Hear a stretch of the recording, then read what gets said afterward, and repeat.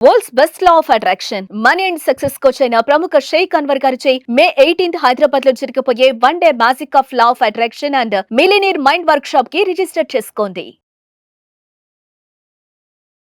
నమస్కారం ఉమాగారు. నమస్తే అమ్మా. అక్షయ తృతీయ, ఈసారి అక్షయ తృతీయ ఏ రోజు వస్తుంది? దాంతోపాటు ఆ రోజు కనుక ఎవరైనా కూడా సద్వినియోగం చేసుకోవాలి అంటే ఎలా చేసుకోవచ్చు అంటారు? తప్పకుండా. అక్షయ తృతీయ ఏప్రిల్ 30వ తారీఖు వైశాఖ శుక్ల తదియ అని పిలువబడేటువంటి రోజున అక్షయ తృతీయగా మనందరం జరుపుకుంటూ ఉంటాం. అయితే ఈ వైశాఖ శుక్ల తదియ నాడు కృతయుగము ప్రారంభమైందంటండి. అందుకోసమే ఆ రోజున మనం ఏ పుణ్య కార్యక్రమము చేసినా, ఏ దాన ధర్మములు చేసినా, లేకపోతే ఏ పరిహారములు చేసినా, పితృ తర్పణములు చేసినా, ఎలాంటివి ధ్యానము, జపము, హోమము ఏమి చేసినా సరే కోటి రెట్లు ఫలితాన్ని ఇస్తుంది. అంటే అక్షయం అవుతుంది. అందుకోసమే దాన్ని అక్షయ తృతీయ అని పిలుస్తూ ఉంటారు. అయితే జనరల్గానే యొక్క అక్షయ తృతీయ బుధవారము రావడం అనేటువంటిది చాలా రేర్ కాంబినేషన్, చాలా అరుదుగా వస్తూ ఉంటుంది. అందులోనూ అక్షయ తృతీయ రోహిణీ నక్షత్రంతో కూడి రావడం అనేటువంటిది ఇంకా అరుదుగా వస్తూ ఉంటుంది.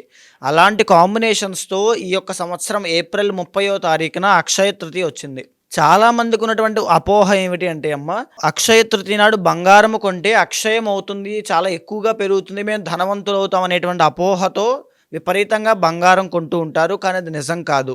ఆ రోజున శాస్త్రము బంగారాన్ని దానం చేయమని చెప్పింది, భూమి దానం చేయమని చెప్పింది, గోదానము చేయమని చెప్పింది, లేని వాళ్ళకి అన్నదానము చేయమని చెప్పింది, జలదానము అంటే వాటర్ పంచమని చెప్పింది, చెప్పులు లేని వాళ్ళకి చెప్పులు ఇచ్చినా, పడుకోవడానికి వసతి లేని వాళ్ళకి ఒక దుప్పటో తలగడనో లేకపోతే ఏదైనా ఒక చాపో ఏదైనా ఇచ్చినా, లేకపోతే పెరుగు దానంగా ఇచ్చిన, గోధుమలు శనగలు ఈ రెండు, పెరుగు ఈ మూడు చాలా ముఖ్యమైనటువంటి అంశాలండి.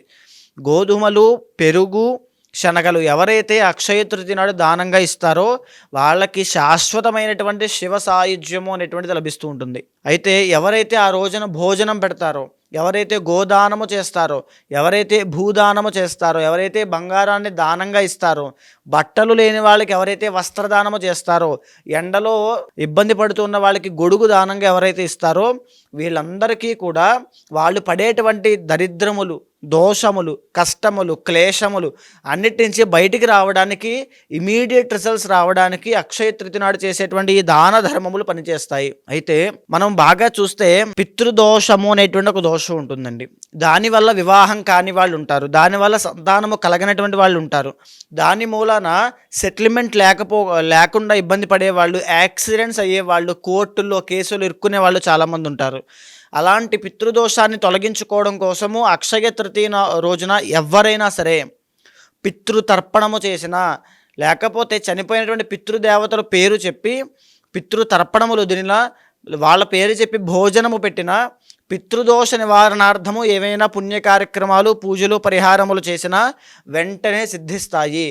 అటువంటి గొప్ప తిథి అక్షయ తృతీయ. మనం బాగా చూస్తే అమ్మా, కుజదోషము, కాలసర్పదోషము అని రెండు ఉంటాయి.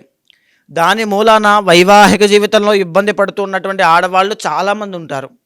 భర్త సరిగ్గా పట్టించుకోవట్లేదు, అత్తగారి తరపున వేధింపులు, భర్త యొక్క ఆరోగ్యం బాగోట్లేదు, ఆర్థిక పరిస్థితి మెరుగ్గా లేదు, బాగా అన్నిటికంటే ముఖ్యమైనటువంటి సమస్య సంపాదించిన డబ్బు సంపాదించినట్టుగానే ఖర్చు అయిపోతుంది, రూపాయి కూడా నిలబడట్లేదు. ఈ ప్రాబ్లంకి కూడా సొల్యూషన్ అక్షయ తృతీయే. ఇలాంటి పుణ్యతిథులు, పుణ్య నక్షత్రములు, పుణ్యవారములు కలిసినటువంటి రోజున ఏదైతే మనము పుణ్య కార్యక్రమాలు, దాన ధర్మములు చేస్తామో మన కర్మ అనేటువంటిది నాశనం చేసుకుంటాము. అంటే మన పాప కర్మ దహింపజేసి మనము ఒక పుణ్య కార్యక్రమం చేయడం వల్ల వచ్చేటువంటి ఫలితాన్ని అనుభవిస్తాము. తరువాత చాలామంది రుణ బాధలు, అంటే అప్పుల బాధల్లో ఉండడము, బంగారము తాకట్టు పెట్టేటువంటి పరిస్థితుల్లోకి వెళ్ళడము, తరువాత ఇంకా చెప్పాలంటే వైవాహిక జీవితంలో వచ్చేటువంటి సమస్యల వల్ల సూసైడల్ టెండెన్సీస్ పుట్టడము, ఇవన్నీ కూడా ఒక మనఃక్లేశములు అంటారు. అంటే మానసిక ఒత్తిడి. ఇవన్నీ కూడా తీవ్రంగా ఇబ్బంది పడుతున్న వాళ్ళు కూడా అక్షయ తృతీయ నాడు కనుక పరిహారములు పర్సనల్ చార్ట్ ద్వారా చేసుకుంటే ఇమీడియట్ రిజల్ట్స్ అనేవి వెంటనే వాటి నుంచి బయటకు రాగలుగుతారమ్మా. ఈ అక్షయ తృతీయ రోజు మకర రాశి వారు ఏ విధంగా ఉపయోగించుకుంటే వాళ్ళు అనుకున్న రిజల్ట్స్ వాళ్ళకి వచ్చే అవకాశం ఉందంటారు ఉమాగారు? తప్పకుండా అమ్మ. మకర రాశి వాళ్ళకి ఏదైతే ఈ అక్షయ తృతీయ అనేటువంటి విషయం మనం మాట్లాడుతున్నామో, మకర రాశికి జనరల్గానే మొన్న జరిగినటువంటి షష్టగ్రహ కూటమి అండ్ శని యొక్క ట్రాన్సిట్ వల్ల ఏలినాటి శని వెళ్ళిపోవడం లాంటివి జరిగినప్పటికీ కూడా రాబోయే మే 15వ తారీఖు తర్వాత గురుడు వీక్ అవ్వడము, అంటే గురుబలం అనేటువంటిది తగ్గడము లాంటివి జరుగుతూ ఉన్నాయి. సో దీనివల్ల ఏంటి అంటే ఆర్థిక పరమైన ఇబ్బందుల్లో పడడానికి, ఆర్థిక లావాదేవీల్లో వ్యవహార దోషాలు పట్టడానికి, పేరు ప్రఖ్యాతుల విషయంలో ఇబ్బంది కలగడానికి, లేనిపోని సమస్యల్లో ఇరుక్కుని ఆ ఎలిగేషన్స్ అవి ఫేస్ చేస్తూ చాలా ఇబ్బంది పడడానికి, వృత్తిరీత్యా అభివృద్ధి పొందడానికి ఎన్నో ఆటంకాలు కూడా అవి కూడా 2025 విశ్వావసునామ సంవత్సరం మే 15 తర్వాత నుంచి కనబడుతున్నాయి. ఇకపోతే మే 18 తర్వాత పట్టబోయే రాహుగ్రహ సంచారం 2వ స్థానము అంటే కుంభంలో జరగబోతోంది. దీని మూలాన కూడా ఆర్థిక పరమైన విషయాల్లో ఇబ్బందులు, విద్యాపరంగా ఆటంకాలు, ఇంకా చెప్పాలి అంటే కూలంకషంగా అప్పుల బాధ అనేటువంటిది చాలా ఇబ్బంది పెడుతూ ఉంటుంది. అయితే ఒరిజినల్ అంటే మకర రాశి వాళ్ళకి ఒరిజినల్ 7th హౌస్ వచ్చేసి చంద్రుడు అవుతారు. ఈ చంద్రగ్రహ సంచారము ఫ్యామిలీ ఎమోషన్స్లో వీళ్ళకి ఆ బాధ, సెన్సిటివిటీ, ఆ ఎమోషనల్ థింగ్స్ అనేవి చాలా ఎక్కువగా ఉంటాయి.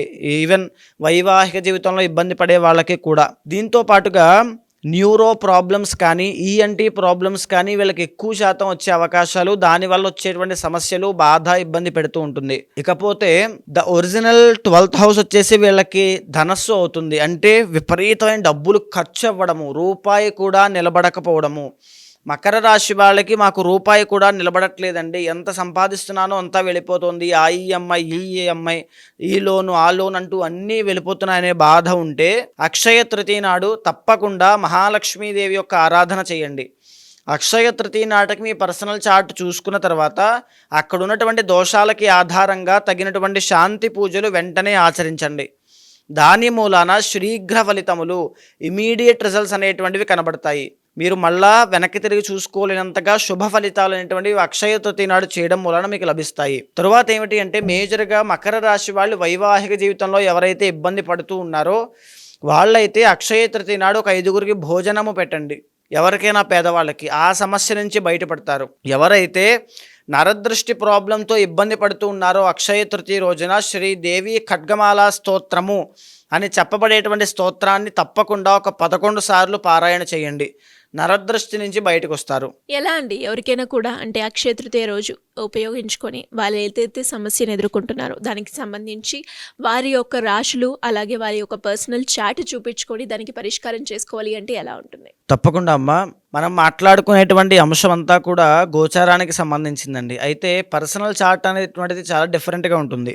ఎవరైనా అలాంటి వాళ్ళు ఉంటే ఖచ్చితంగా మీకు కింద కనిపించే నెంబర్కి కాల్ చేసి పూర్తి వివరాలు తీసుకోవచ్చమ్మా.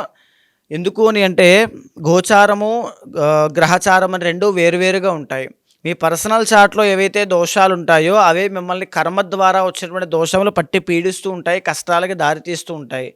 ఏదో కష్టం వచ్చింది, ఏదో బాధ వచ్చిందంటే దానికి కారణం ఏదో ఒక కర్మ ఉంటుంది, దాన్ని ఇండికేట్ చేసేటువంటి ఒక గ్రహం ఉంటుంది. ఎప్పుడైతే ఆ గ్రహానికి సంబంధించి ఆధిపత్యాన్ని వహించి అధిదైవాలకి సంబంధించిన పరిహారములు ఇలాంటి పుణ్యతిథుల్లో చేస్తామో వెంటనే ఆ ప్రాబ్లం నుంచి బయటపడతాము. సో అలాంటి వాళ్ళు ఎవరైనా ఉంటే తప్పకుండా మీకు కింద కనిపించే నెంబర్కి కాల్ చేస్తే మా వాళ్ళు మీకు పూర్తి వివరాలు అందిస్తారు. తప్పకుండా మాట్లాడి ఆ పరిహారములు చేయించి మంచి రిజల్ట్స్ వచ్చేలా చేస్తాను. థ్యాంక్ యూ అండి. Thank you so much. నమస్తే అమ్మా.